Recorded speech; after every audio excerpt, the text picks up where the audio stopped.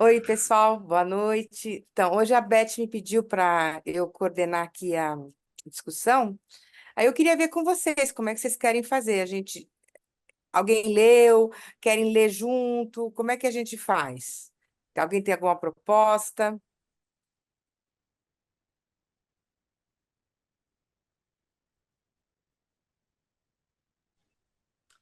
Eu li, mas sempre acho bom ler junto, como vocês Tá. preferirem. Eu li também, acho que a gente podia, não sei, minha opinião é ir vendo os trechos que mais interessa, né? Uhum. E as outras Então, pessoas? Temos duas propostas.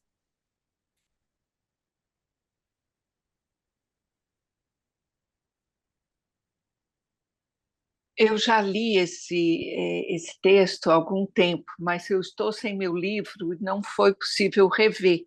Eu preciso, pelo menos, dar uma lembrada do capítulo. Uhum.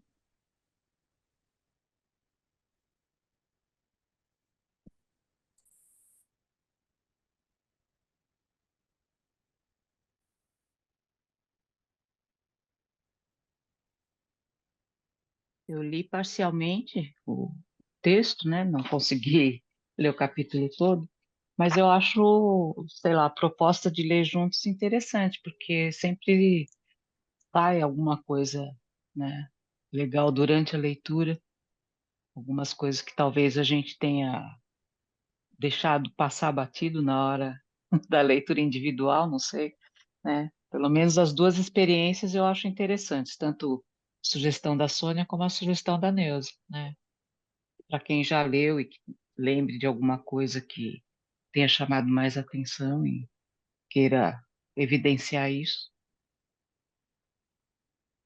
enfim, em cima do muro.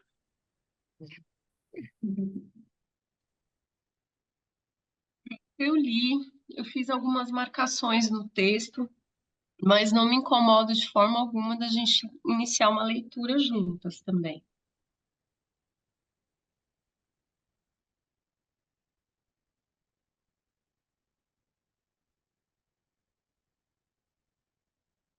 a minha única pena de ler junto é que a gente não vai chegar no final, né?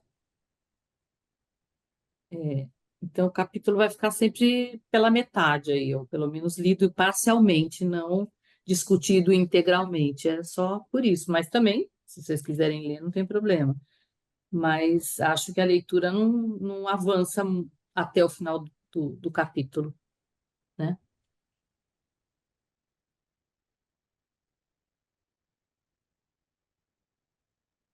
Como você tinha pensado, Martinha, já que você ia Eu, na ficar. verdade, eu ouço o grupo, Ju, eu acho melhor. E o grupo tem lido, né? O grupo tem sempre optado por ler, né? Então, Vamos é, ler, então. Vamos vamos ler. lá, porque a gente começa rapidinho, a gente começa, né? A gente consegue avançar.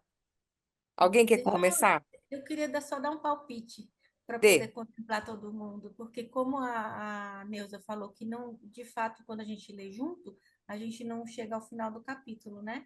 O que não impede da Ju e a Neuza, que também tiveram, que tem essa, né, algumas coisas que já marcaram e que poderiam puxar a conversa daí também. E aí a gente segue lendo. Assim, eu não sei de por onde começar, mas em algum momento podia sair esse destaque que foi feito, né? E puxar uma conversa daí também. Queria E sair ler de junto. cima do muro e queria sair de cima do muro e dar um outro palpite, que eu acho que assim, Isso. talvez seja cômodo para pessoas como eu que fizeram leituras parciais ou para quem não leu, sei lá, alguém que tenha lido o capítulo todo e que possa, sei lá, dar uma en passant do que se trata o capítulo, né? Sem tantos detalhes, e aí a gente não perderia o tempo de fazer as leituras, né? A leitura toda, ou parcialmente, como a Neuza apontou, que de fato, né, se a gente fizer a leitura juntos aqui, a gente não lê tudo, né? E aí, quem tem algumas coisas que acabou anotando, ou, né, tem achado mais importante, a gente pode também comentar, não sei. Uma sugestão também. Pode não ser para hoje, pode ser para outros capítulos também, posteriormente.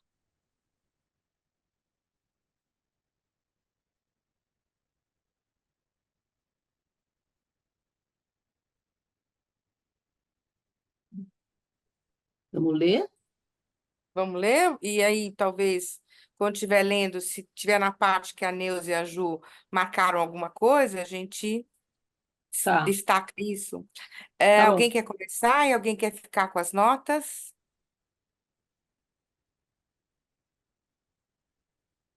Eu posso começar. Alguém fica com as notas? Uhum. Quem fica? Eu posso ficar com as notas, se bem que a minha voz hoje não está muito boa, mas vamos lá. Precisar, eu te ajudo, Sônia, também com as notas. Tá bom. Eu começo e quando pifar, eu te falo. Bom, o nome do capítulo é Primeiros Contatos. Nas nascentes do rio Tobi se encontram casas dos Uaicás e Yanomami, interligadas por numerosos caminhos que se dirigem a leste e a oeste. Seria difícil calcular o número de índios que habitam nesse rio. Parece, no entanto, que são numerosos. M. D. Jovita, 1948, Comissão Brasileira Demarcadora de Limites. Meu pai morreu quando eu era bem pequeno. Contaram-me os anciões do rio Tobi que foram feiticeiros inimigos Oká que o mataram. Estava trabalhando na sua roça havia algum tempo quando começou a sentir fome.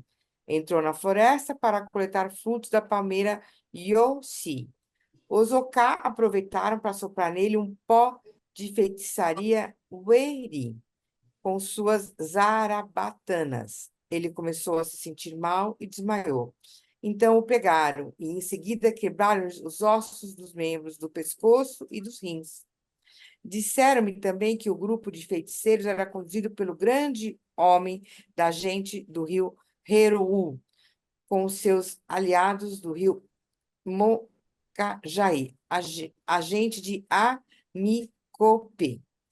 Na época, todos eles ainda eram muitos e eram nossos inimigos. Não faz muito tempo eu soube disso pelo pai de minha esposa. Ninguém me havia dito nada até então. Se eu tivesse sabido disso quando era jovem, talvez tivesse matado esse inimigo no Heru, em estado de homicídio, ou no Caê, para vingar meu pai. Vingar um morto é sempre para os Yanomami matar, comer alguém em estado ritual de homicida ou no CAE. Mas hoje já se passou muito tempo e não sinto mais raiva. Além do que, o homem já morreu de malária quando os garimpeiros invadiram toda a floresta dele. Quando meu pai faleceu, minha mãe ainda me carregava no colo.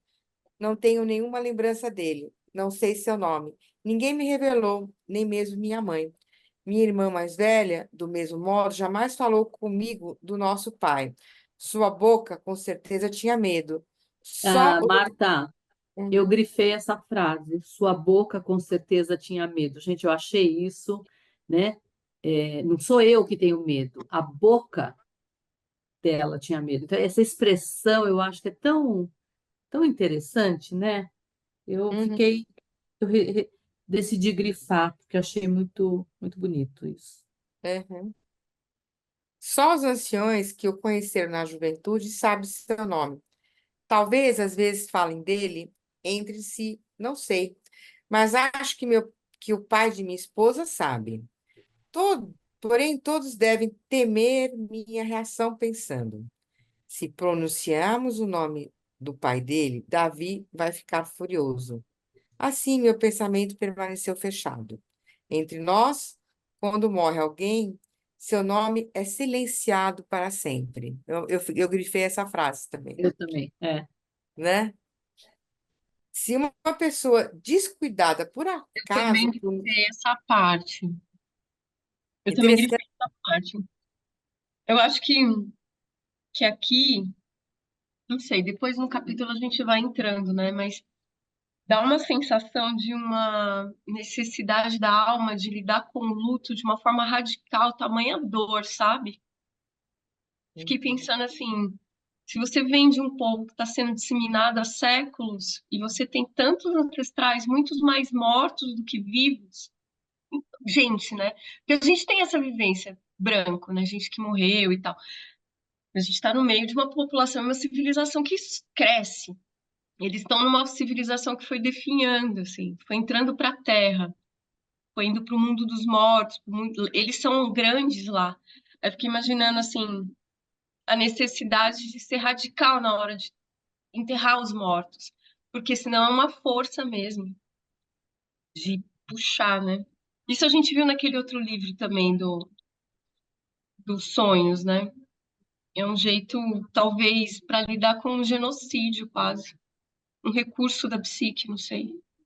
Fiquei pensando. Será que era É, assim antes? é isso que Eu fiquei será que já pensando. sempre foi assim? Não sei, parece que sim, né? Entre nós, quando morre alguém, seu nome é silenciado. Lembra, não sei em qual capítulo que a gente leu todo o ritual, que eles, ou é aqui mesmo, que eles queimam, deixam apodrecer, depois pegam os ossos, queimam os ossos, Foi depois lá no outro. Foi lá faz no... farinha com osso, depois aí tem a tal da festa, não sei das quantas, que eles choram os mortos, depois eu acho que faz parte do ritual deles, né? Então, Porque mas eles fiquei têm muito uma curiosa força, para saber né? se isso foi sendo mutado à medida em Sim. que eles foram sendo E é, dizimados. e é interessante como Curiosa. é interessante como é oposto a muitas culturas, né? Mesmo a nossa, de honrar os ancestrais, os japoneses, que a gente vê falar tanto disso, né? E aqui não pode nem falar o nome, é muito original, muito diferente, eu acho. Por isso que é legal esse livro, porque a gente o tempo todo topa com coisas que são o oposto que a gente conhece. Anos, né? Que o falar é que mantém vivo, que mantém a lembrança, o quanto isso é importante para lembrar, expor as imagens e falar sobre isso. Tem um filme aparentemente Aquele infantil. desenho animado, não é, Roberto? Tem um desenho animado, Isso, Viva la Vida, isso. Viva a Eu Vida, acho ele tão lindo. que é do México, né? O Uhum, ritual do sim. México é que você tenha, e você fale do morto, porque enquanto você lembrar dele, ele desiste. Ele não morreu. Ela Mas na também está. própria Grécia, né, gente, as Olimpíadas, o que era a Olimpíada? Era você fazer uma homenagem para o Édon, né? Porque se você não fizesse esse Édon lá no Tártaro, no Hades, ia apagando, né? Você tinha que lembrar, né? Aqui é o oposto, né? Interessante. É, Mas é também o que vocês chamaram a atenção aqui, né? A boca tinha medo, com certeza, o quanto para eles a palavra tem esse simbolismo bem forte, não sei se é a palavra, né? Porque o Eu acho que falar, é não falar, mágico, Berta. Eu acho isso, que é mágico, né? isso, aham. Tem muito poder, né? O não falar e o falar, mas na frente ele fala os Yanomamis não entendiam a fala dos brancos e por isso permitiram que eles chegassem muito perto. Mas eles foram enganados, eles sequer sabiam o que os brancos estavam falando, porque se eles soubessem, se eles entendessem a palavra, essa aproximação não teria acontecido. E aqui também a palavra, né, a palavra não dita tem essa força de manter, a segurança de novo deles, né? Me chamou muita atenção ao longo desse capítulo a força que Porque logo no eles falam. começo desse livro, ele fala isso, né? Que eles têm a palavra viva dentro deles, e nós temos no papel, né? Isso, né? Uhum. E que a gente se esqueceu. Aqui também ele vai falar em algum momento que a gente se esqueceu das palavras, nós brancos, né? Se uma pessoa descuidada, por acaso, pronunciar diante de seus parentes, eles serão tomados pela dor e pela saudade, a ponto de ficarem enfurecidos. Então vão tratar de se vingar pela feitiçaria e com suas flechas. Somente pessoas distantes podem evocar o nome de um morto, mas só na ausência da gente da casa dele. Caso contrário, não se diz nada. É por isso que, quando morre o pai de uma criança pequena, nenhum dos adultos que o conheceu jamais lhe revelará seu nome. Ela jamais saberá.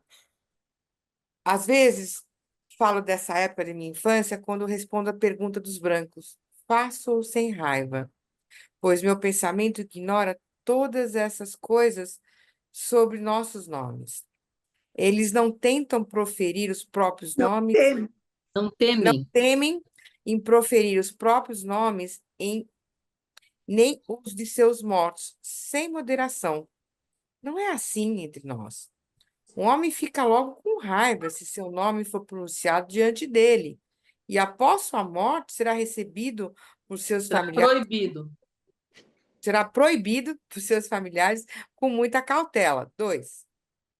A proibição que incide sobre o emprego dos nomes, na verdade, apelidos, ver o capítulo 1, é ainda mais inflexível quando se trata de um defunto.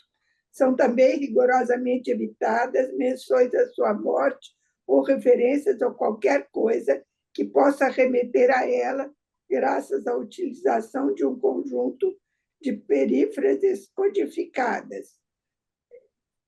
Vamos em frente. Alguém pode continuar, gente? Está tocando a campainha, não sei o que é. Deixa eu lá ver. Alguém, por favor, pega. Posso ler. É, assim nós somos. Recusamo-nos a revelar os nomes dos nossos mortos porque damos a eles muito valor. Aqui está a ideia, né? Você não revela, você não fala, porque é pela consideração, né? Pelo respeito, né?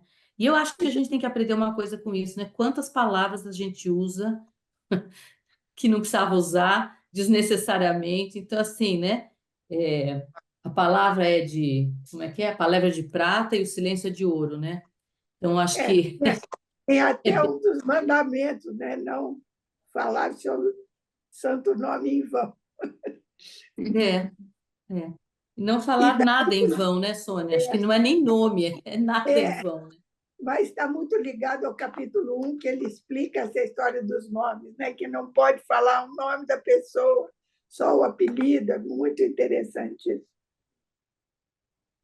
Temos muito respeito por eles, de modo que achamos que os brancos gostam de maltratar seus próprios falecidos. Prendem-nos debaixo da terra e insultam-nos, evocando seus nomes o tempo todo. Pergunto-me como podem chorá-los depois de se comportarem assim. Nós pranteamos todos juntos os nossos mortos, durante muito tempo, mas sem jamais nomeá-los. Após o falecimento de meu pai, outro homem tomou minha mãe como esposa. Eu ainda era bebê e ele me levou junto com ela. Esse homem me protegeu e me criou. Ele me alimentou e me fez crescer com a carne de sua caça e o mel selvagem que coletava, com as bananas e a mandioca que cultivava. Hoje ele está muito velho e vive longe, numa outra casa. Não o vejo muito, mas o tenho com afeto em meu pensamento. Às vezes vou visitá-lo, levando mercadorias. Também envio enfermeiros brancos para que cuidem dele, de modo que o protejo como ele fez por mim há muito tempo. 3.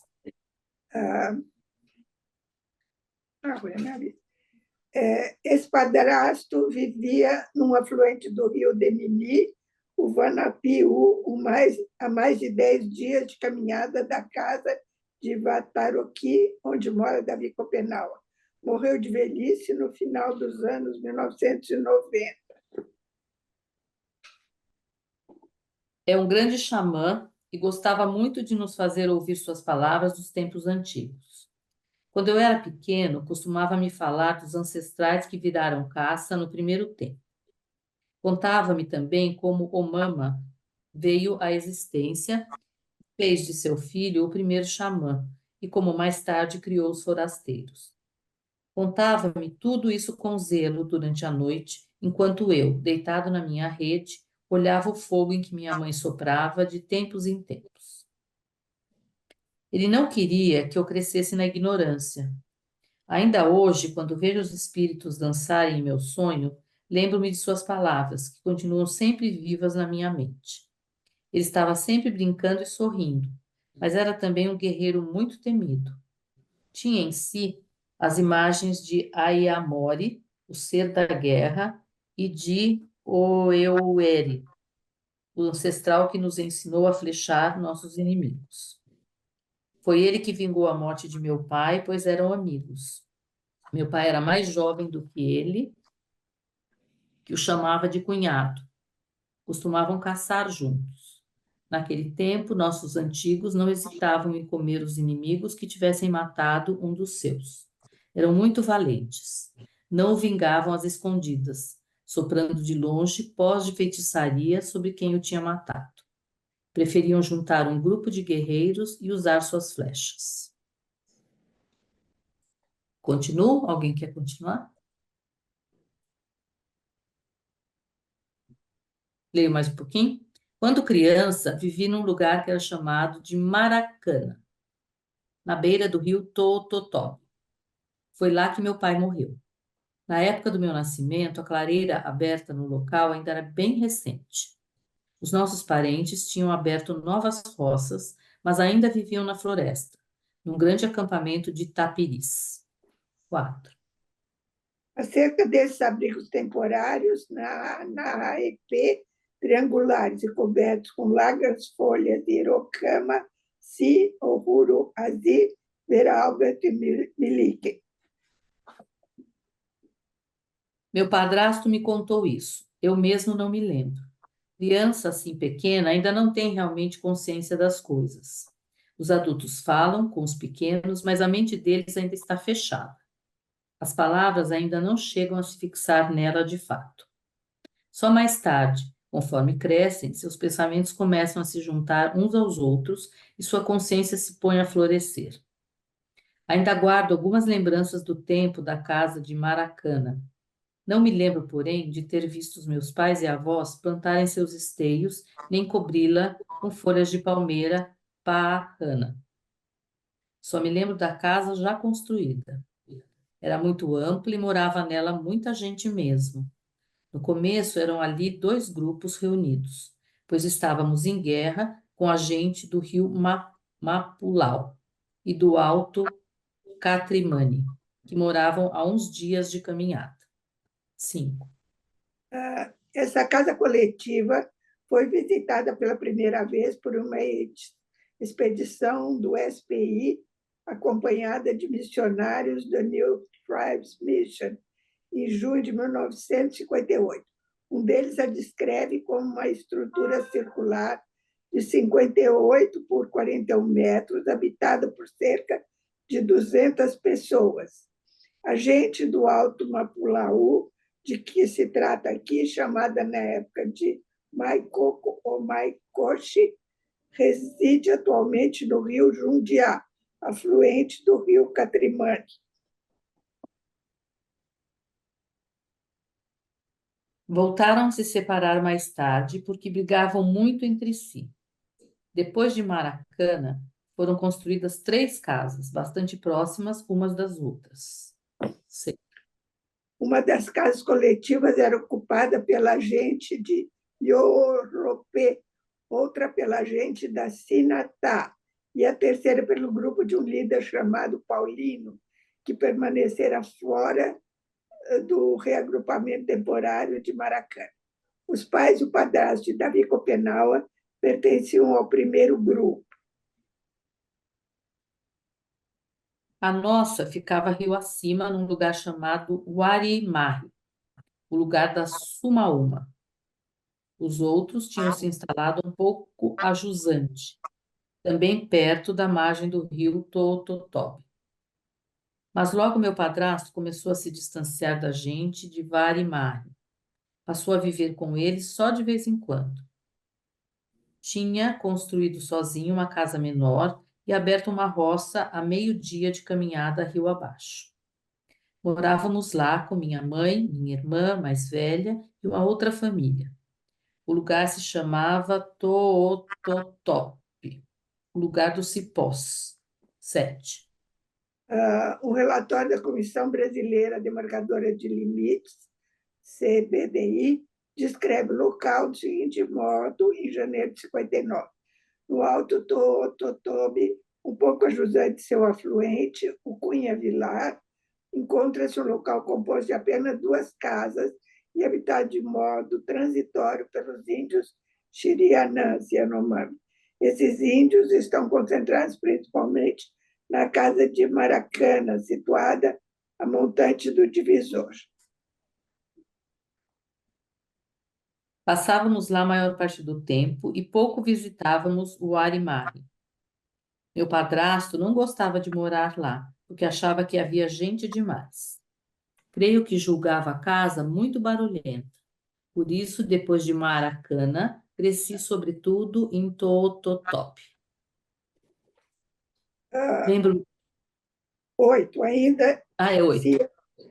ainda se recolher pupunhas nas antigas roças de Maracana até o início dos anos 80, um trajeto de aproximadamente 6 horas de caminhada, partindo da missão Toototopi.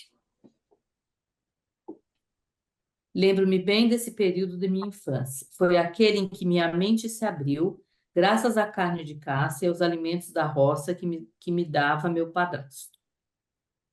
É engraçado ele falar que a mente se abre, né? E ter consciência é abrir a mente, né? Anteriormente, ele falou seus pensamentos começam a se juntar uns aos outros e a consciência floresce. É muito bonito isso.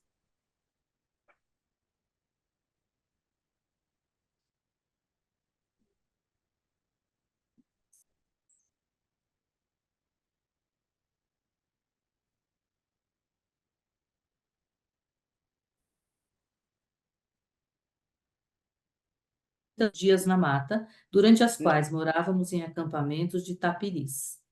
Os nossos antigos acampavam desse modo por longos períodos, para caçar e coletar frutos. 9. Os Yanomami isolados passavam entre 1/3 e metade do ano nesses acampamentos na floresta. Aqui, nas citações, eu pulo o nome do autor e do livro, porque quem quiser depois vai lá e vê. Naquele tempo da minha infância, passávamos realmente muito tempo na floresta. Hoje em dia, menos. Os rapazes gastam o seu tempo rondando os postos dos brancos. Eu, ao contrário, desci na floresta bebendo mel selvagem o tempo todo. Foi isso que tornou meu pensamento reto e permitiu que ele se ampliasse. Desde muito pequeno, comecei a observar os mais velhos quando saíam para caçar.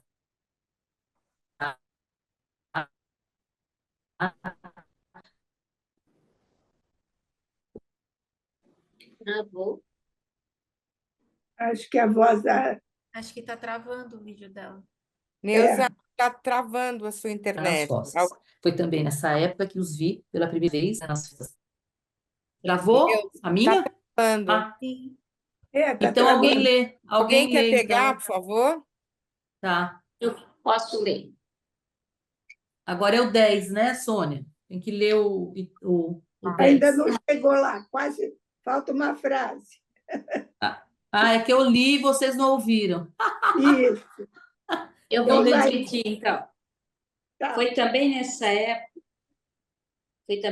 época que eu os vi pela primeira vez dançando para se apresentar nas festas real, em casas amigas e imitando os espíritos urubu para partir em guerra contra seus inimigos.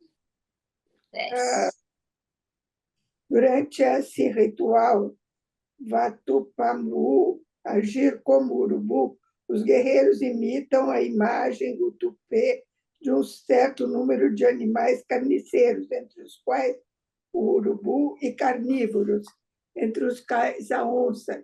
Encenam, assim, a devoração do cadáver dos inimigos que irão atacar. Ver o capítulo 21.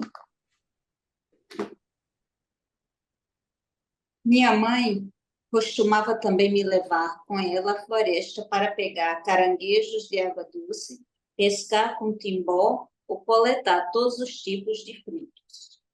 Eu ainda a acompanhava à nossa roça quando ele ia colher mandioca ou banana, ou rachar lenha com o machado. Depois, assim que fiquei um pouco mais crescido, os adultos começaram a me chamar para acompanhá-los nas caçadas.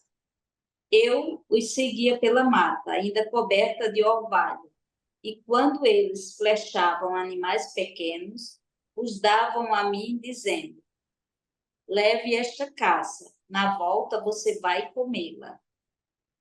Éramos, na época, um pequeno grupo de meninos da mesma idade. Os outros eram um pouco mais velhos do que nós. Crescemos indo sempre caçar e pescar juntos. Também ocupávamos nosso tempo imitando tudo que faziam os adultos. Foi assim que, pouco a pouco, começamos a pensar direito. Flechávamos Então, todos gente, os tipos. eu grifei essa parte. Interessante, né? A gente imitando, e foi assim que, pouco a pouco, começamos a pensar direito, né? Processo de imitação, né?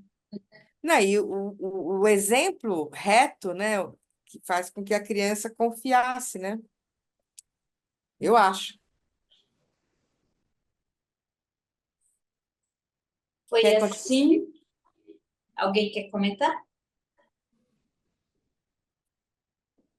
Seguimos. Sim, Foi assim que, pouco a pouco, começamos a pensar direito. Flechávamos todos os tipos de passarinhos e lagartos, na floresta ou nas roças vizinhas, e os trazíamos de volta, entrando orgulhosos como caçadores em nossa grande casa. Moqueávamos as presas e organizávamos festas, pequenas festas, Raul, com essa caça, como víamos fazer os mais velhos. antes de eu ler a nota, alguém sabe o que é moquear? É cortar a carne e fazer ela ficar defumada. Fica acima da fogueira e ela fica. É como se fosse a nossa defumação, more or less. Entendi. Não é Faz o isso, Tá bom. processo Roberto? de fazer carne de sol hoje. É. Alusão à carne de caça ritual moqueada, distribuída aos convidados no final da festa real. O Chi-Perene, a caça das cinzas mortuárias. Estes nos encorajavam brincando. Acrescentavam às nossas presas pedaços de caça de verdade. Então, entoávamos alegremente cantos eri, como se costuma fazer quando a comida de um real é farta. Também imitávamos a dança de apresentação de nossos convidados. Dançávamos, inclusive, em pequenos casais, segurando as meninas pelo pulso, como os adultos, em certas noites de festa. Divertíamos muito mesmo. Tudo isso ocorria na praça central da casa. Os adultos olhavam para nós e riam muito. Divertiam-se em nos ver, parodiá-los com tanta ousadia. Não tínhamos medo nenhum. Fingíamos beber o pó de Iacoana, como fazem todos os homens no último dia do real. Imitávamos também sua raiva no decorrer dos diálogos Iamu, agachados aos... Eu queria comentar um trecho aqui. Essa coisa que ele fala aqui, né? Não tínhamos medo nenhum. Não parece uma indireta?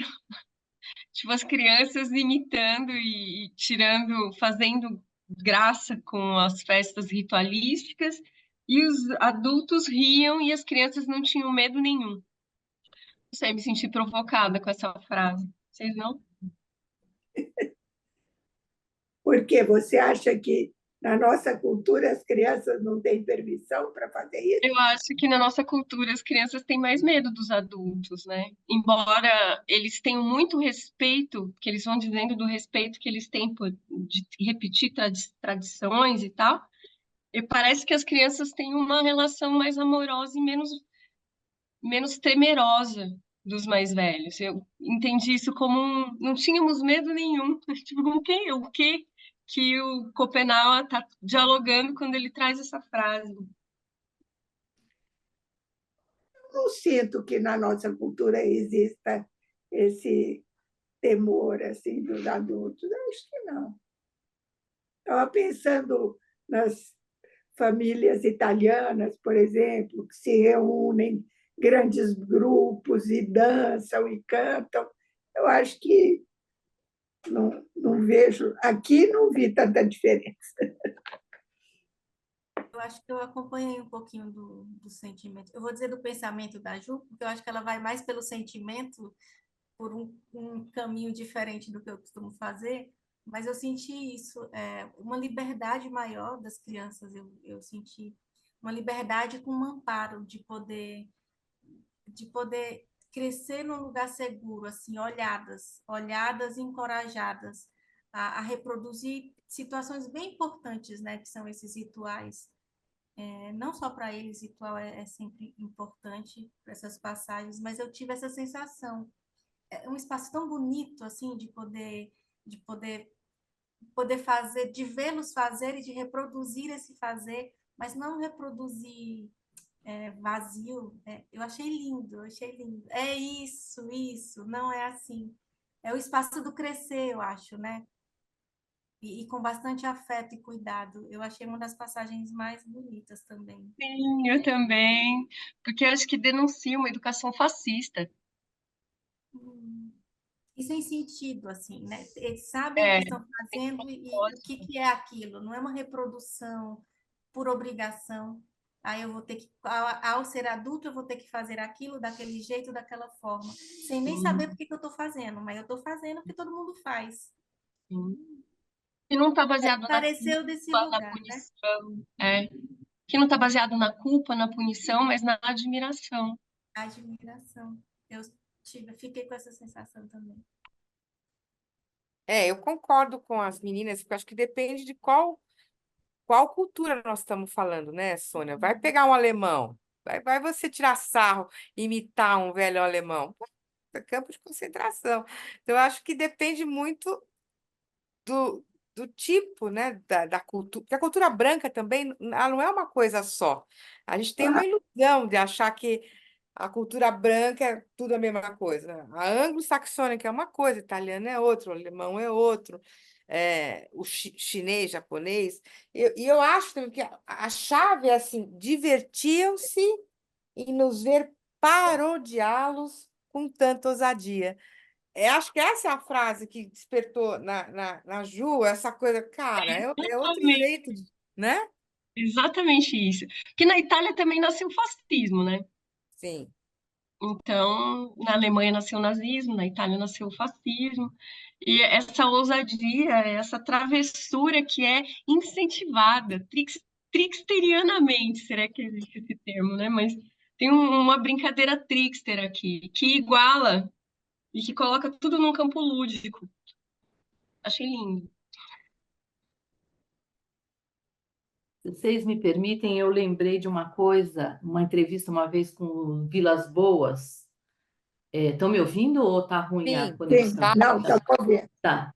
E aí ele estava contando que um dia ele estava numa visita a uma tribo e ele estava observando uma mãe, né, uma índia, ela estava fazendo potes de barro, né? Estava mexendo em potes de barro, fazendo os potes de barro e ela punha do lado e fazia outro, punha do lado, fazia outro, punha do lado. E o filhinho dela, pequenininho, ia lá, pegava o potinho de barro que a mãe tinha acabado de fazer e quebrava o potinho.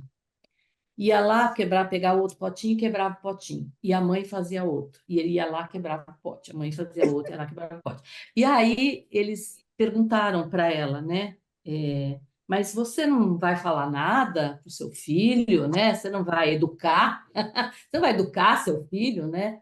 Ela fala assim: não, mas eu tô aqui para fazer pote e ele tá aqui para quebrar pote. Resposta foi dada. Não sei se isso é uma boa lembrança, Ju, para a gente pensar na educação, né? De como a gente. É outro jeito de ver, né? Inclusive, eu me lembro de uma vez uma palestra da Betty Midler, dizendo que uma das coisas que a afligiam é porque os adultos deixavam as crianças, mesmo muito pequenas, muito à solta.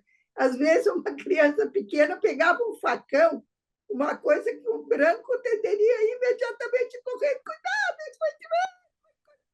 e deixava a criança mexer com o facão. Então, realmente, a maneira, eu acho, indígena de criar as crianças é completamente diferente da nossa. Isso aí é ponto pacífico.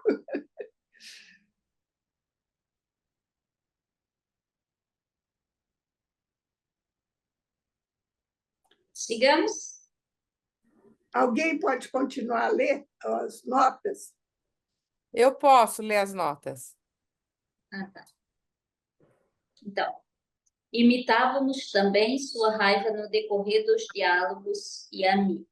Agachados aos pares, maltratávamos, segurando uns aos outros pelo pescoço.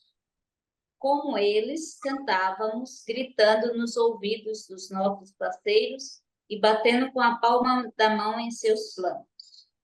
Os únicos adultos que não ousávamos imitar eram os xamãs. Os adultos nos tinham alertado. É perigoso demais, pois seus chapiri poderiam se irritar com isso e se vingar. Era assim que vivíamos.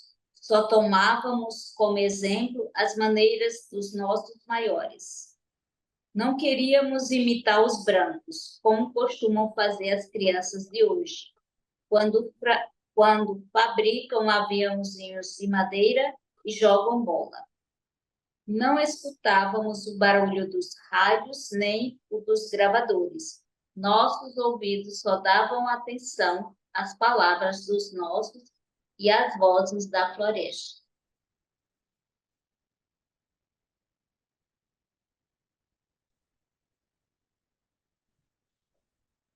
Nossos maiores convidavam gente de outras casas às suas festas real para beber mingau de banana da terra e oferecer porções de carne moqueada.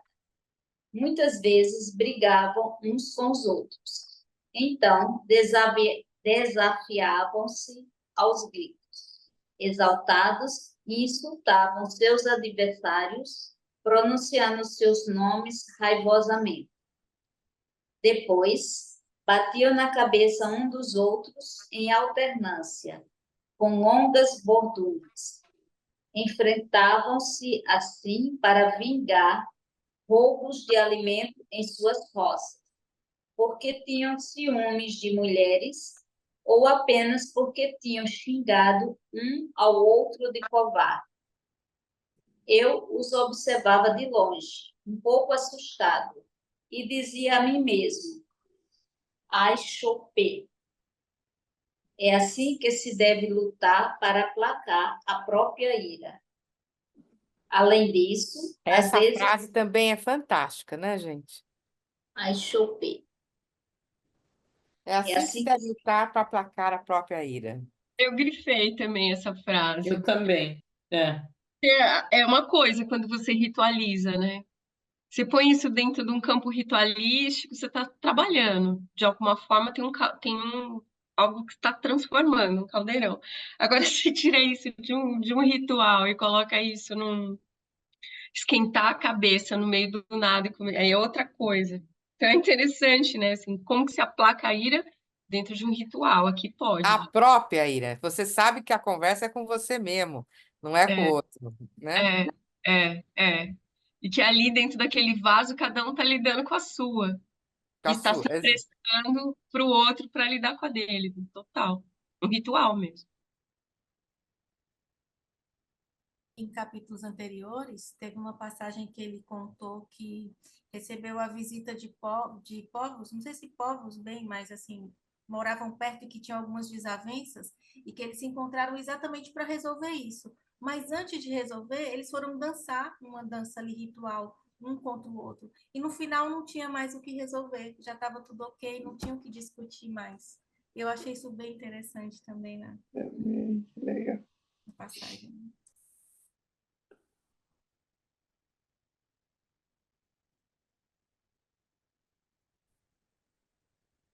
Além disso, às vezes se lançavam em incursões de guerra contra seus inimigos. Na época, guerreavam em direção ao Levante, contra os antigos da gente do rio Catrimano, que então viviam no rio Mapulaú, e por vezes em direção ao Poente, contra os Chamantari, do alto rio Demi. Nota 12.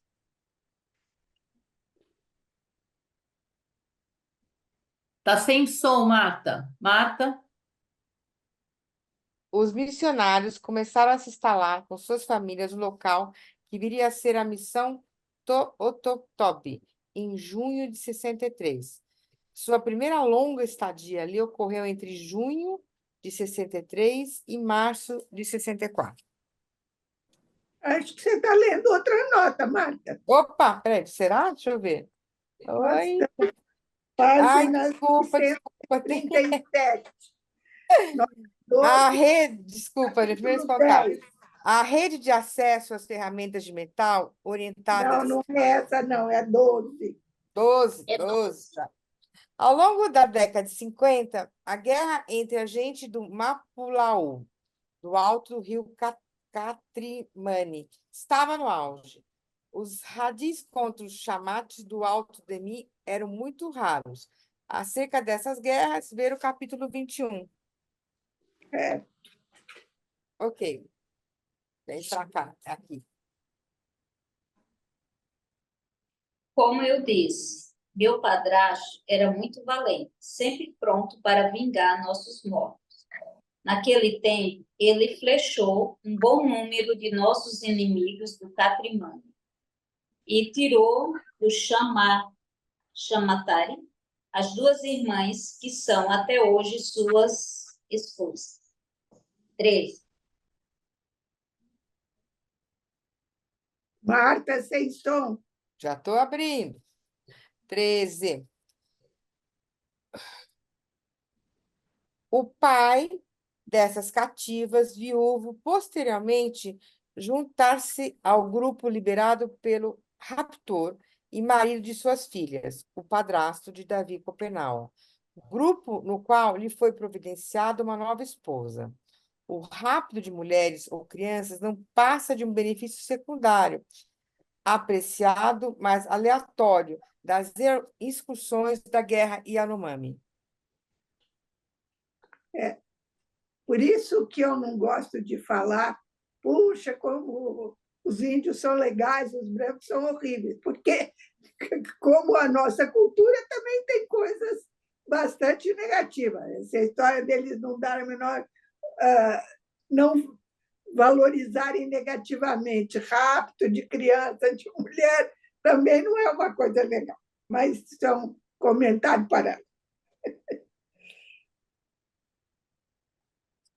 Eu vivia com ele quando lançou todos esses ataques, junto com outros guerreiros do rio Totupi. Vi-os muitas vezes se alinharem com seus arcos e flechas na praça central de nossa casa e imitarem os espíritos urubu antes de se pôr a caminho. 14. Acerca desse rito de partida para a guerra, ver igualmente capítulo 21. Meu pensamento se fixava neles e eu pensava, é assim que devemos nos vingar. Quando for mais velho, vou me juntar a eles. Eu era jovem demais para isso e lamentava muito não poder acompanhar os adultos. mas foi assim, observando-os constantemente, que meu pensamento se tornou mais sabido e que eu cresci. Ó, nisso que a Sônia falou, eu me senti bastante representada lá no último encontro, quando a Hannah falou sobre a condição das mulheres Yanomamis. Eu achei lindo que ela disse isso e que o próximo livro dela vai ser. Vocês lembram dela falando isso no final do encontro?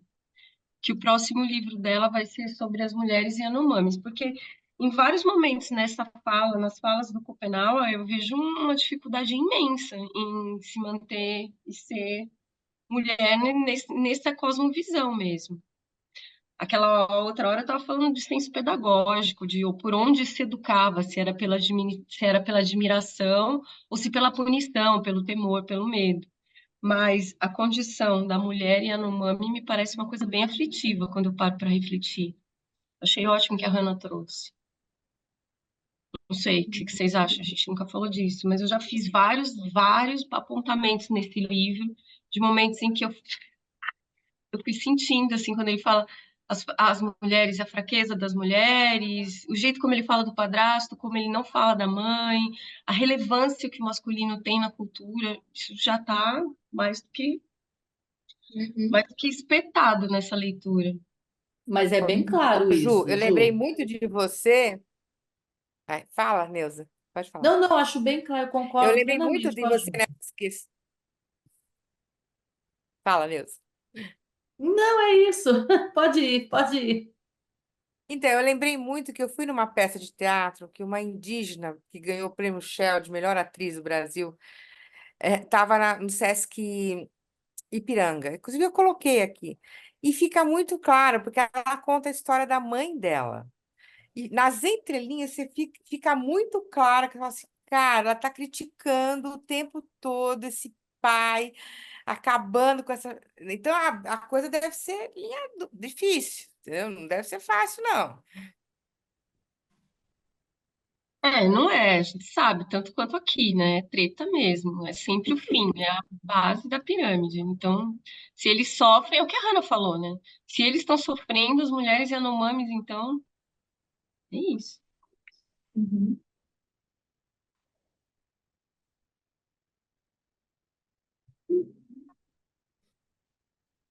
Antes de chegar a Maracanã, nossos antigos ocuparam muitas outras roças nas terras altas.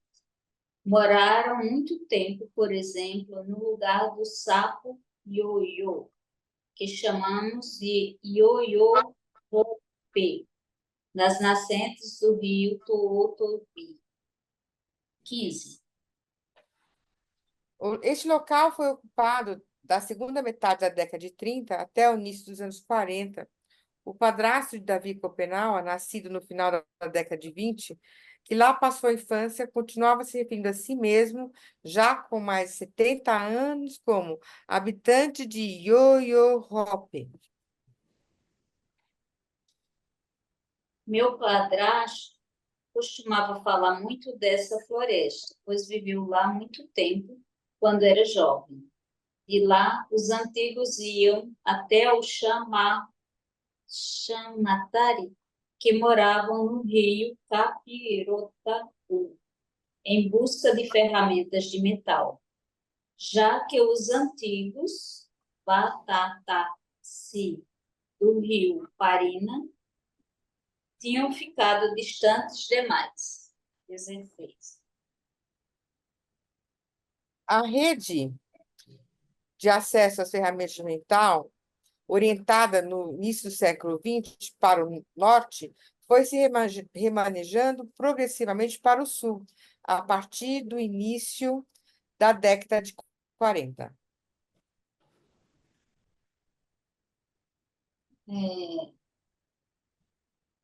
A gente de Capirotaú, embora vivesse longe, rio acima, conhecia bem esses brancos do rio. Costumava ir visitá-los e, na estação seca, trabalhavam para eles durante várias dias. Conseguia, assim, objetos manufaturados de todos os tipos. 18. 18? É, O chão começavam a Está manter. cheinho de... Oi? Não, tem várias notinhas, né? Bem, É, Acho que bem pulou próximo. uma, não é? Pulou uma, pulou não a é? 17. É, É, porque na realidade você passou lá para baixo. Na realidade é o Ah, chamatario, você pulou a frase. tá. Estes pescavam tartarugas e coletavam castanhas do Pará. Tá. Isso Não, a balada extraída da... A balada extraída da árvore Manicama, né, era antigamente empregada na confecção de botas, isolantes de cabos e bolas de golfe. A piaçaba, retirada da palmeira leopoldina, piaçaba, serve para fabricar vassouras, capachos e cabos, até hoje, né? Até hoje, todos nós conhecemos. Vê a 18 também, Marta. Essa aqui foi a 18, né?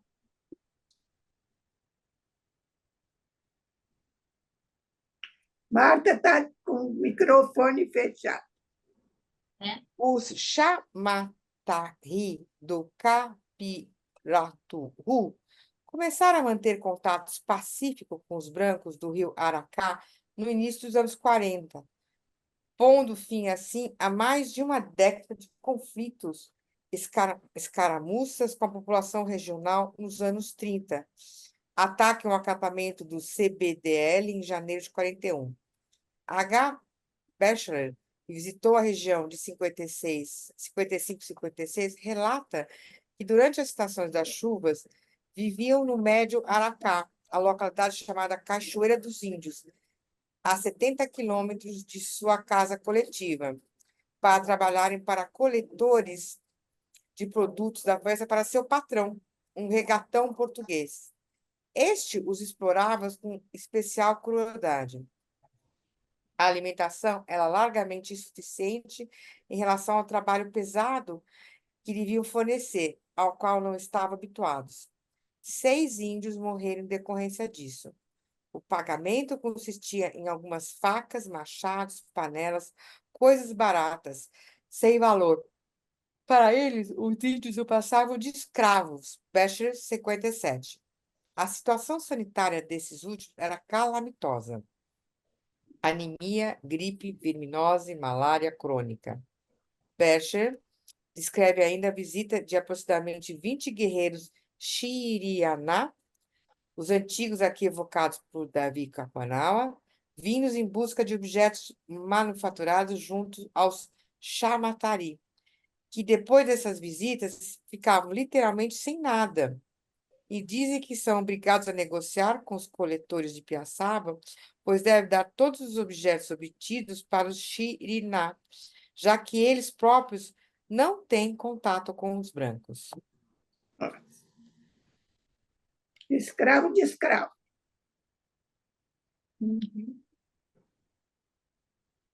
Foi por intermédio deles que nossos maiores encontraram esses ribeirinhos muito distante de suas casas pela primeira vez. Não foi, porém, pelo mero prazer de admirá-los que se aproximaram dos forasteiros. Na verdade, o que sentiam era mais temor do que qualquer outra coisa, e não sem razão. Tanto que um dia essa gente ofereceu a eles comida com veneno, e vários anciãos acabaram morrendo. Isso aconteceu perto das corredeiras do rio Aracá, que os brancos chamam de Cachoeira dos Índios. Escutei essa história da boca do meu padrasto, quando eu era criança. Ele a contava de vez em quando exortava a gente de nossa casa durante a noite com seus discursos ereamu sobre os tempos antigos. Não apenas para obter fósforos, panelas de alumínio ou sal.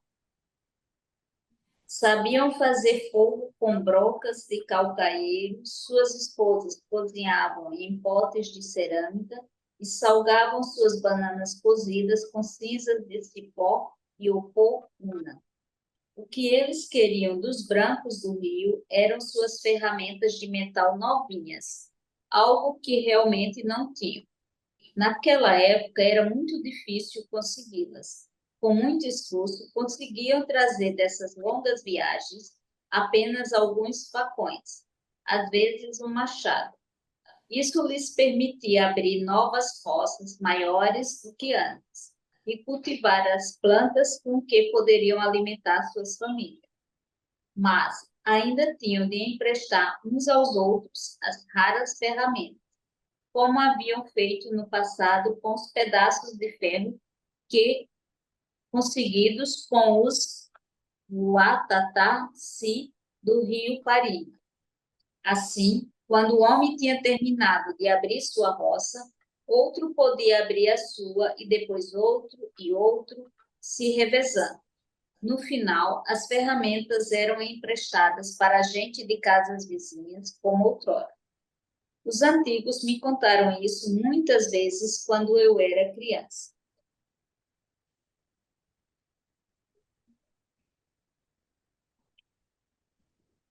Sigamos? Uhum. Quanto a mim, encontrei pela primeira vez brancos quando ainda eram muito pequenos. Não sabia ainda nada a respeito deles. Na verdade, nem mesmo pensava que tais seres pudessem existir. Era gente da inspetoria e soldados da Comissão de Limites. 19.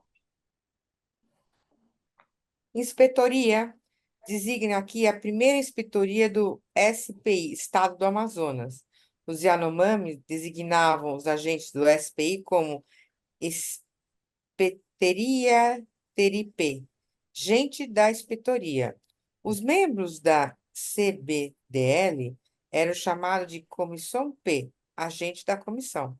Após uma primeira visita a Maracana, em junho de 58, a CPI retornou com membros da CBDL,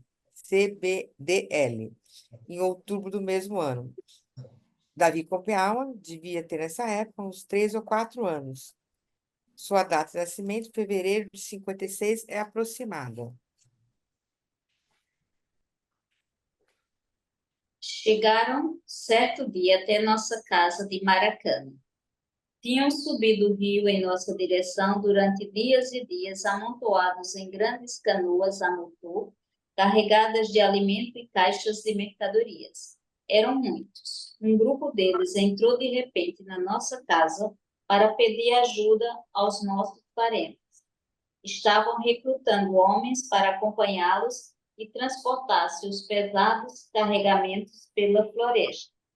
Pretendiam chegar até as nascentes dos rios, para lá cavar buracos e plantar grandes pedras retas. Nossos antigos nada compreendiam de sua língua de fantasma. Por fim, um Xamã-Ari, que tinha conseguido uma esposa entre nós, falou com eles. Ele já conhecia bem os brancos por ter trabalhado a Jussan, no rio Aracá, perto da Cachoeira dos Índios, e tinha aprendido um pouco a língua deles. Esses brancos da Comissão de Limites trabalharam na região das terras altas de nossa floresta durante várias luas, e um dia foram embora, tão de repente quanto tinham chegado. 20. A CBDL finalizou seus trabalhos na região do rio Totobi no primeiro semestre de 59. Sua equipe chegou a Maracana em janeiro e teve uma visão positiva dos índios. Os Xirianas são índios de constituição robusta e, a julgar pelo tamanho das roças que vimos, cobertas de mandioca e de bananeiras, são também muito trabalhadores.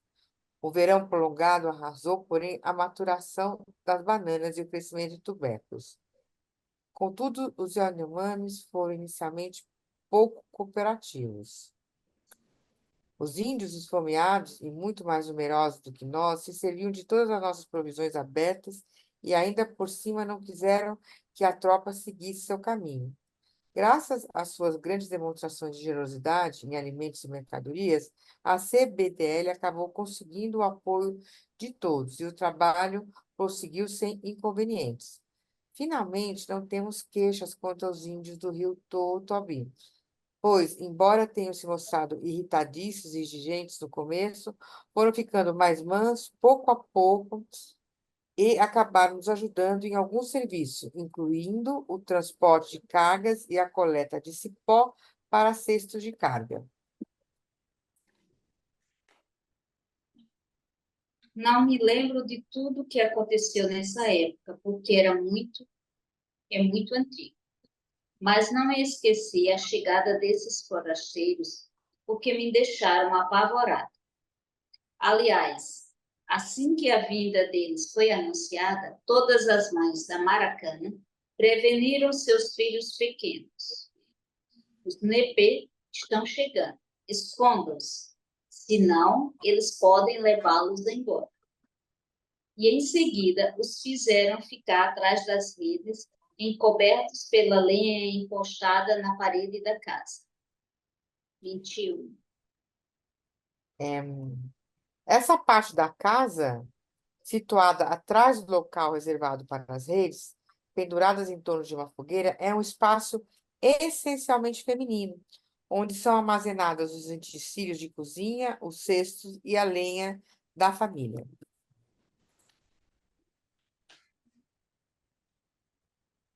As crianças maiores, como minha irmã mais velha, fugiram por conta própria para se refugiar na floresta.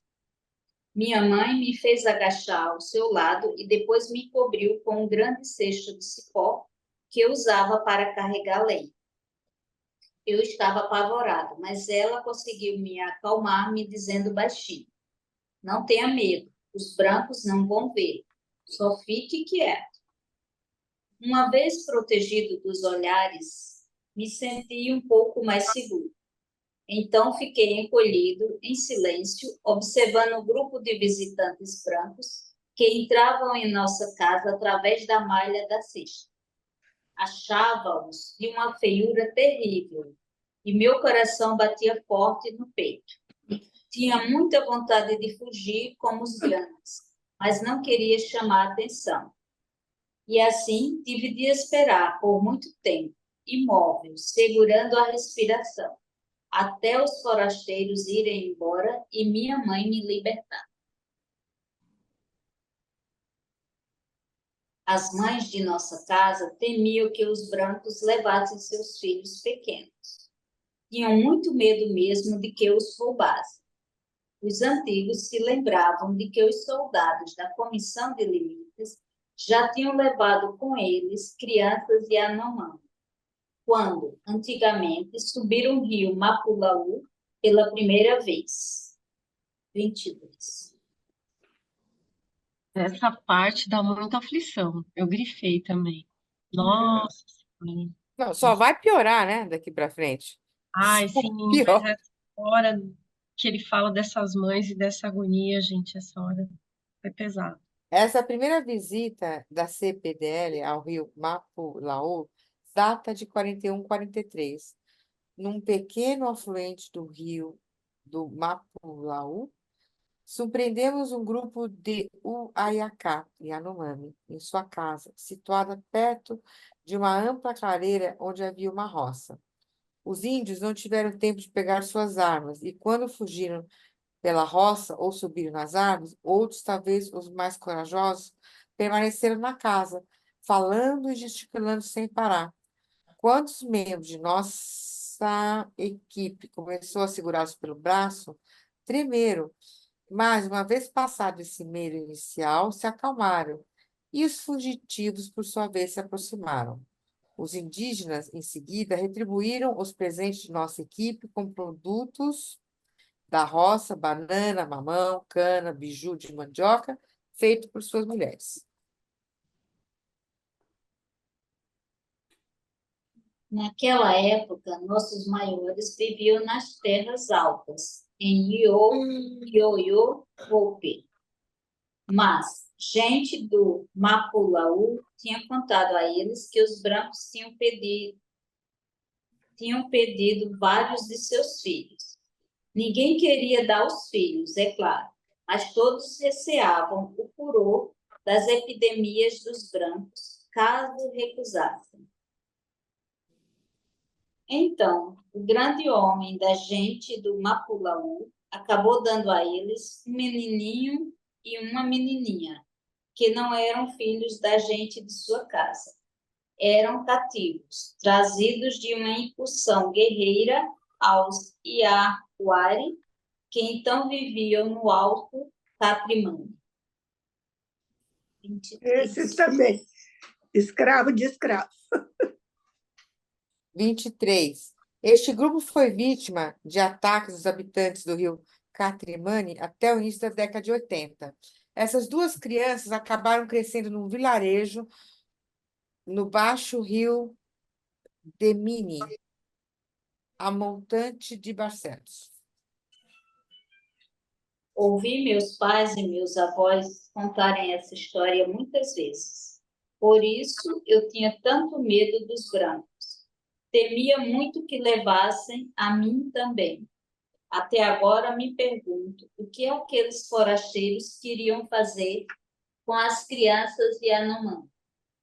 Talvez quisessem criá-las, para mais tarde enviá-las de volta para pedir aos nossos grandes homens permissão para trabalhar na nossa floresta. Isso não foi. Pera lá. Talvez para pedir aos nossos grandes homens permissão para trabalhar na floresta, não sei. Hoje, nossas crianças não têm mais medo dos brancos, mas eu antes tinha pavor deles. Eram mesmo outros. Eu os observava de longe e pensava, pareciam seres maléficos da floresta. Ficava apavorado só de vê-los. Tinham uma aparência horrível. Eram feios e peludos. Alguns eram de uma brancura assustadora. Perguntava a mim mesmo que podiam ser seus sapatos, relógios e óculos. Esforçava-me para prestar atenção, tentando compreender suas palavras, mas não adiantava nada. Pareciam barulhos soltos. Além do mais, eles manipulavam sem parar vários tipos de coisas que me pareciam tão estranhas e assustadoras quanto eles próprios. Aliás, mesmo muito tempo depois dessa primeira visita, bastava um desses brancos querer se aproximar de mim para eu sair correndo, aos prantos. Eles realmente me apavoravam. Eu tinha medo até da luz que saía de suas lanternas, mas temia ainda mais o ronco de seus motores, as vozes de seus raios e os estampidos de suas espingardas. O cheiro de sua gasolina me deixava enjoado. A fumaça de seus cigarros me dava medo e adoecer. Em suma, eu pensava que devia mesmo ser seres maléficos, Neuari, famintos de carne humana. Aqui não tem muito a ver, mas eu me lembrei de um relato do Jung no Memórias, Suas Reflexões, de quando ele era pequeno e de como ele tinha medo dos jesuítas que vinham com uma roupa preta. Lembram desse coisa?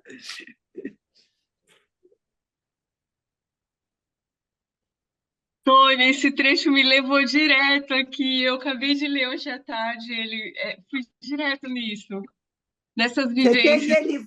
Você tem ele fácil para reler esse pedaço? Ah, não, eu precisaria dar uma olhada, vou ver se eu acho. Está muito fresco aqui, deixa eu ver. Continua aí, vamos ver. Em Maracana, os adultos não tiveram tanto medo dos brancos quanto nós, as crianças. Eles os conheciam pouco. Muitos já tinham se encontrado com eles durante viagens de troca rio abaixo. O que deixou a todos apavorados, no entanto, foram os aviões que sobrevoaram nossas casas várias vezes. Ninguém jamais tinha visto um avião. 24. Opa! Trata-se de aviões que faziam fotos aéreas para trabalhar para os trabalhos da CBDL. Assim que se ouvia o seu zumbido, homens, mulheres e crianças saíam correndo o mais rápido possível para se espalhar e se esconder pela floresta. Os anciãos achavam que aqueles seres voadores desconhecidos podiam cair e incendiar tudo na floresta. Pensavam que iríamos todos morrer, e às vezes tinham tanto medo que choravam quando falavam disso. Foi assim que aconteceu. Nossos pais e avós desconfiavam dos brancos e sempre temeram suas fumaças de epidemia. Ô, gente, só uma questão. Falta 8 minutos para terminar e eu acho, se vocês toparem, a gente dá uma resumida, quem leu, daqui para frente o que tem. O que vocês acham? Para a gente só. E se alguém tiver alguma anotação que achou super interessante, a gente falar. Senão a gente não chega no final do É capítulo. O que vocês acham? uma boa ideia. Então, vão me ajudando, vamos fazer junto, tá? Então, assim, ele vai contar aqui a origem dessa coisa da fumaça, né? Que foi uma pessoa que queria, porque queria, um homem branco, queria, porque queria transar com uma menina Yanomami, e os pais se recusaram, se recusaram, se recusaram. O cara veio, pelo relato, ele soltou uma dinamite com algum produto, e a partir disso morreu muita gente, tá?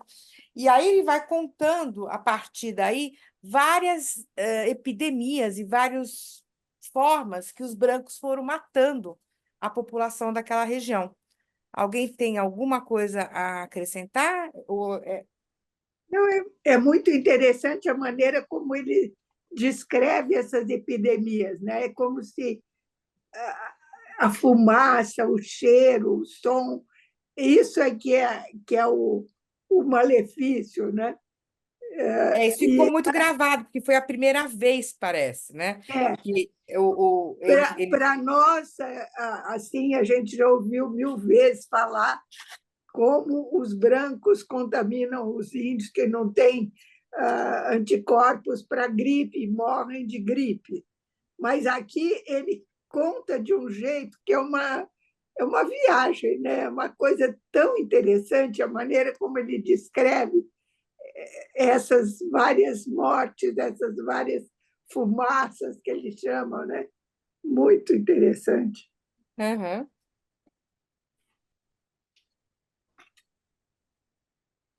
E Tem uma ele fala nessa parte aqui, que é algum lugar, que se os nossos grandes ouvissem, né, as palavras, não teriam deixado os brancos entrarem, porque eles só. Essa parte eu achei muito. Porém, eles não param mais de devastar e retalhar sua imagem, na página 253, retalhar sua imagem em pedaços e repartir entre si. Alegaram que estava vazia para se apoderar dela.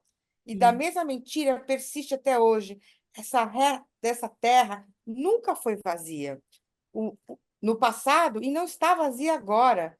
Muito antes dos brancos chegarem, nossos ancestrais e todos os habitantes da floresta já viviam aqui. Sim, Desde, também. né? Perfeito, perfeito. Mas antes tem uma hora aqui, na página 245, que eu achei forte. Ele escreveu assim, que depois, né, que eles meio que foram, que os grandes estavam equivocados, né? Que eles achavam que os forasteiros eram amistosos, generosos, mas estavam equivocados. E aí tem uma parte aqui embaixo que ele fala assim, depois da morte deles, né, dos grandes, fiquei só com minha raiva. Ela nunca mais me deixou desde então. É ela que hoje me dá a força de lutar contra os forasteiros que só pensam em queimar as árvores da floresta e sujar os rios como bandos de queixados. Achei forte, né? Ele assumiu movido a raiva. E continua. Fico sempre consternado quando olho para o vazio na floresta em que meus parentes eram tão numerosos.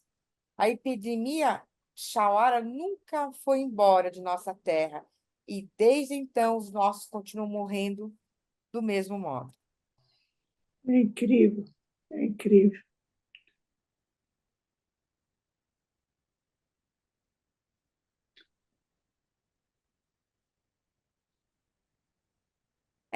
O nome do branco era Osvaldo, né? O tal É. do. Eu E acho era que um cara de mais de 40 anos e a menina era recém-saída, né? que tinha tido a primeira menstruação, era uma criança. Olha que também isso Nós, que somos o que resta dos nossos maiores, queremos a voltar a ser tão numerosos quanto eles foram antigamente. Nós não queremos mais ficar morrendo antes da idade. Queremos nos extinguir só quando tivermos tornados velhos, de cabeça branca, já encolhidos, descarnados e cegos. Queremos que o ser da morte, que chama-se no Maci e da noite, nos faça desaparecer quando tiver realmente chegado nossa hora. Então, ficaremos felizes em morrer, pois teremos vivido tempo bastante como acontecia com nossos antepassados, antes de encontrarem os brancos. Outra coisa que me chamou a atenção nesse capítulo é também o efeito nefasto das missões religiosas, né? Putz, mas é uma coisa que não dá para acreditar que ainda tem gente de grupos religiosos que vão lá e querem catequizar não sei o que passa pela cabeça de uma pessoa como essa que acha que vai salvar aquele pobre índio. Meu Deus do céu, que coisa impressionante. E é E é, interessante que no próprio mito Yanomami tem o Mamá depositou a espuma com a qual criou os antigos brancos muito longe da nossa floresta. Deu-lhes uma outra terra distante para nos proteger da sua falta de sabedoria. é incrível. Tem uma coisa divertida também, é que eles nunca ficavam super curiosos, porque nunca tinham visto alguém tirar os dentes. Então, aí que eles tinham certeza que aqueles eram fantasmas. É incrível. Tinha uma outra coisa que eu não me lembro também, mas que era semelhante a essa de dentadura e não sei mais o quê. Esqueceram que o Mamá os criou, perderam as palavras de seus maiores, esqueceram quem eram no primeiro tempo, quando eles também tinham cultura. Quer dizer, tinha uma conexão, né? Sim. Um pouco antes nessa frase que você acabou de ler, né?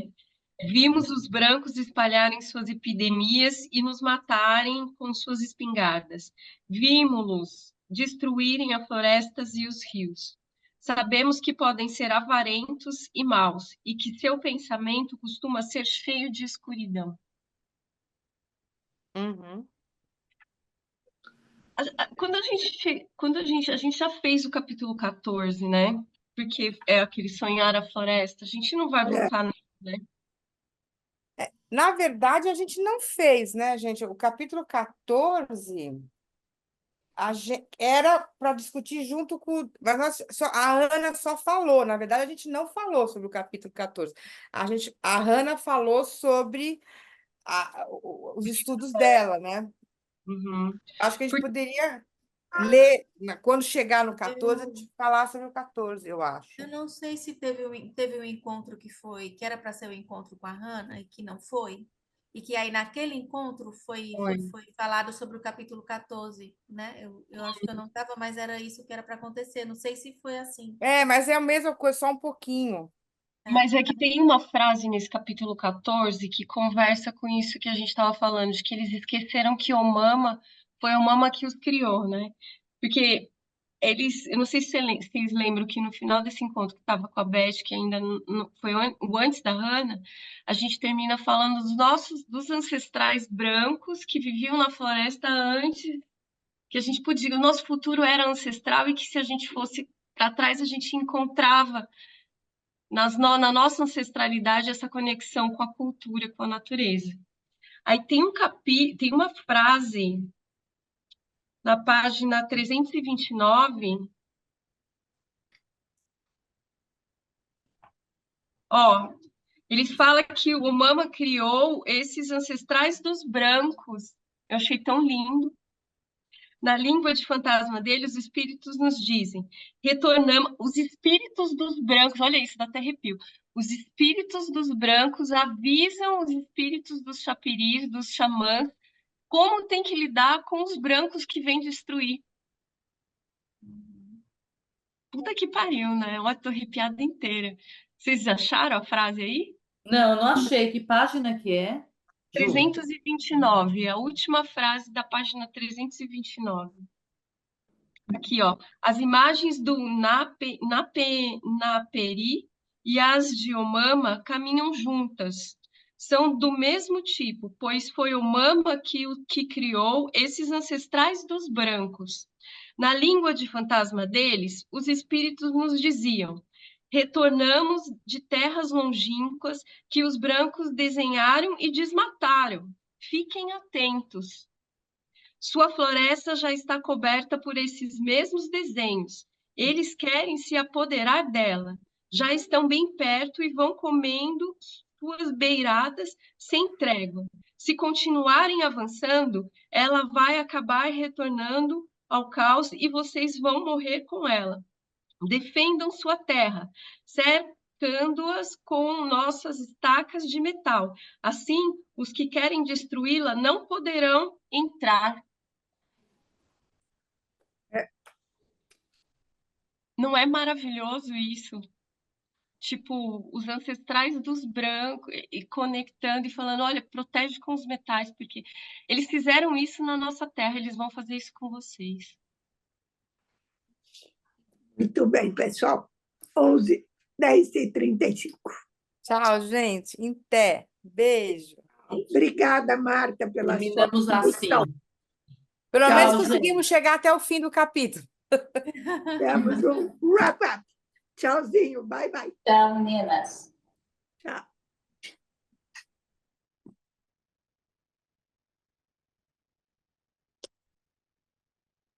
Tchau, Roberta. Tchau, Ju. Obrigada. Não é lindo isso, essa última frase? Muito, muito, Que muito. pariu. Caramba, eu fiquei muito emocionada, assim, me tocou bastante, sabe? E nosso encontro de hoje foi bem bacana. Eu queria ter falado, assim, me tocou muito a questão ele fala assim, no começo, eles foram invadir as terras para delimitar o espaço do país, né? Era a lembrança dele.